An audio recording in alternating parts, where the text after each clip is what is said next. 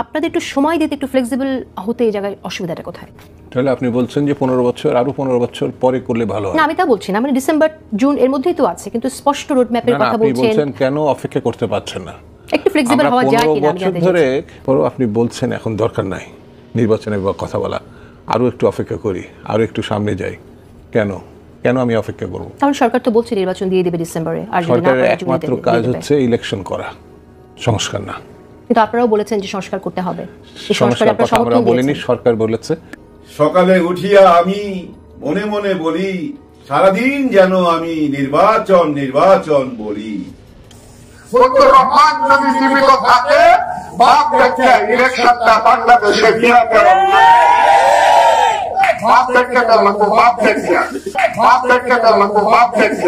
Election দেন, দেশটা তো 18 কোটি মানুষের, তারাই তো মালিককে দিকে আপনি তো পারতেছেন না চালাইতে। বারবার বিএনপি বলছি যে আমাদের অতি দ্রুততম সময়ের মধ্যে নির্বাচন অনুষ্ঠিত হওয়া দরকার। এখানে বিএনপি ক্ষমতা আসবে না, কে ক্ষমতা আসবে? আমরা যখন মুক্ত, আমাদের তখন প্রয়োজন একটা নির্বাচন। আমরা চাই জনগণের ভোটের অধিকার যেন ফিরে আসে। তাই আমরা বিএনপি কোনো সময় ক্ষমতার জন্য লালায়িত না। আমরা সরকারের কাছে বারবার আহ্বান জানাচ্ছি, নির্বাচনের ব্যবস্থা করুন।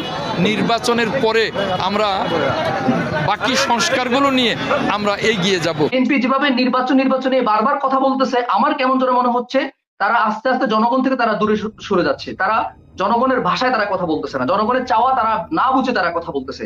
তা আমি বলবো বিএনপির মতো এত বড় একটা রাজনৈতিক দল, তাদের অন্তত এই ক্ষেত্রে সিনসিয়ার হওয়াটা আমার কেমন যেন মনে হচ্ছে জরুরি। দল শুধু ক্ষমতা যাওয়ার জন্য পাগল হয়ে গেছে, নির্বাচন না দিয়ে কি করবে গভর্নমেন্ট, এই সরকার? আমি বলতে আমি এটা বুঝি না। নির্বাচন না দিয়ে কি করবে গভর্নমেন্ট, এই সরকার? আমি বলতে আমি এটা বুঝি না। 16টি বছর ক্ষুধার জ্বালা আর তো পারি না রে বাবা, বাবা রে বাবা নির্বাচন কবে দিবা, বাবা রে বাবা নির্বাচন কবে দিবা, এই হিমে এই হিমে এই হিমে। আগামী থেকে যে মানুষগুলো লাফাচ্ছেন যে তাড়াতাড়ি আমাদের চেয়ার দেন, কি করবেন চেয়ার?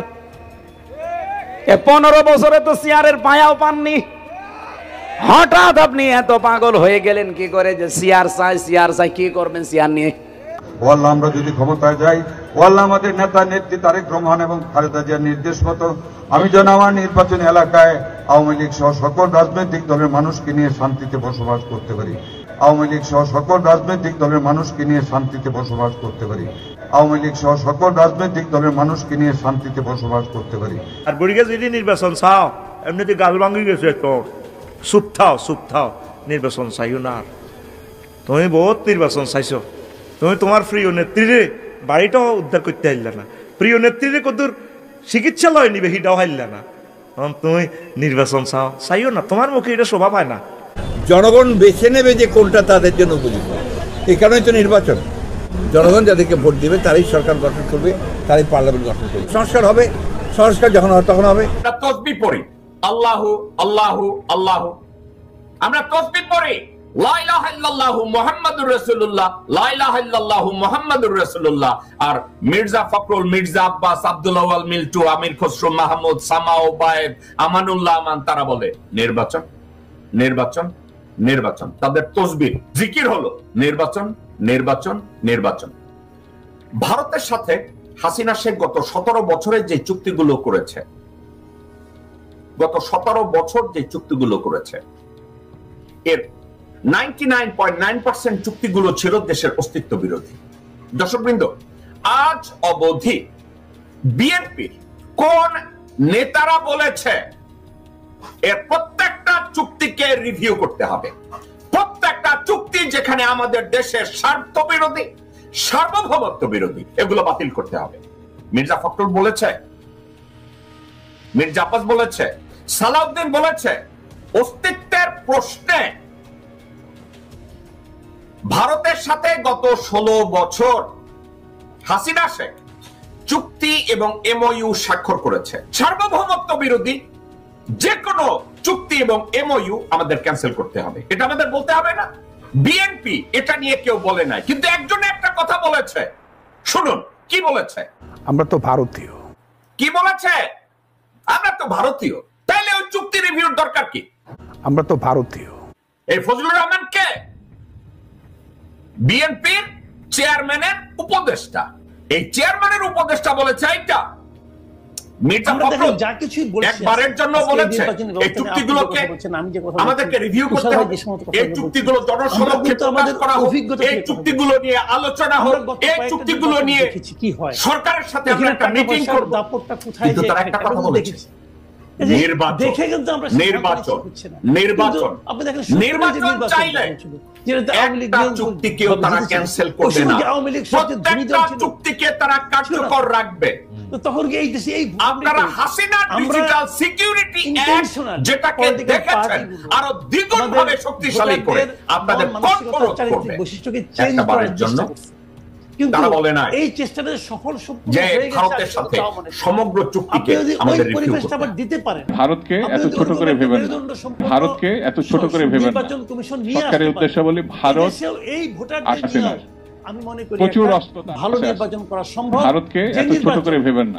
মির্জা ফখরুল ইসলামের বাবা একজন লোক কোটি টাকা দিবে, তার কাছ থেকে টাকা নিবে, নিয়ে একজন ভোট দিবে, এই মানসিকতা আমাদের ভোটারদের মধ্যে একদম নাই। কারণ আপনি অভিজ্ঞতার কথা বলছিলেন, কিন্তু 91 সালেও কিন্তু আমি যদি দেখি যে এরশাদ সাহেবের আমলে এটা প্রথম শুরু হয়েছে মারাত্মকভাবে, 70 সালে না, মানে প্রভাবিত করা। 91 সালের পরবর্তী সরকারগুলি বা যারাই ক্ষমতায় এসেছে তারা এটা কিন্তু চূড়ান্তভাবে প্রভাবিত করেছে। আপনি সংসদে যেসব মুখগুলি আমরা পেয়েছি সেগুলির দিকে তাকালে আপনি আসলে বুঝতে পারবেন তারা আসলে কারা, মানে তারা কেন বললো যে আগস্টে নির্বাচন দিয়ে দেন, কয়েকজন বললো যে না ডিসেম্বরে নির্বাচন দিয়ে দেন, কয়েকজন বললো যে না যেহেতু আপনি বলেছেন আগামী বছর জুন পর্যন্তই থাকেন, তাহলে এটার ব্যাপারে সরকার সিদ্ধান্ত কিভাবে নেবে? সরকারের সিদ্ধান্ত নেবার দ্বিতীয় গণতান্ত্রিক পদ্ধতি হচ্ছে গণভোট। আপনি রেফারেন্ডামে চলে যাবেন, রেফারেন্ডামে মতামত দিবেন, জনগণের মতামত নেন। আপনি কি আগস্টে নির্বাচন চান, ডিসেম্বরে নির্বাচন চান, ফেব্রুয়ারি মার্চে নির্বাচন চান, আগামী জুনে নির্বাচন চান, না আরো পরে নির্বাচন চান, অথবা কখন নির্বাচন চান আপনি লিখে দেন ওখানে কাগজ কলমে। দেখেন মানুষকে বলে এবং মানুষের মতামতের উপর ভিত্তি করে সবাই সিদ্ধান্ত নিতে হবে। সবচেয়ে সফলভাবে দেশ চালাচ্ছেন, তাহলে কি ওনার আসলে লম্বা সময় থাকা উচিত কিনা? প্রশ্ন হচ্ছে দেশের মানুষ চাইলে থাকবে, সকল রাজনৈতিক দল ঐক্যমতের ভিত্তিতে যদি চায় তাহলে সে থাকবে। মোদ্দা কথা হচ্ছে যত সফল রাষ্ট্রপতি রাষ্ট্রনায়ক হন না কেন, তাকে জনগণের ম্যান্ডেট নিয়ে জনগণকে প্রতিনিধিত্ব করে এমন লোকদের মতামতের ভিত্তি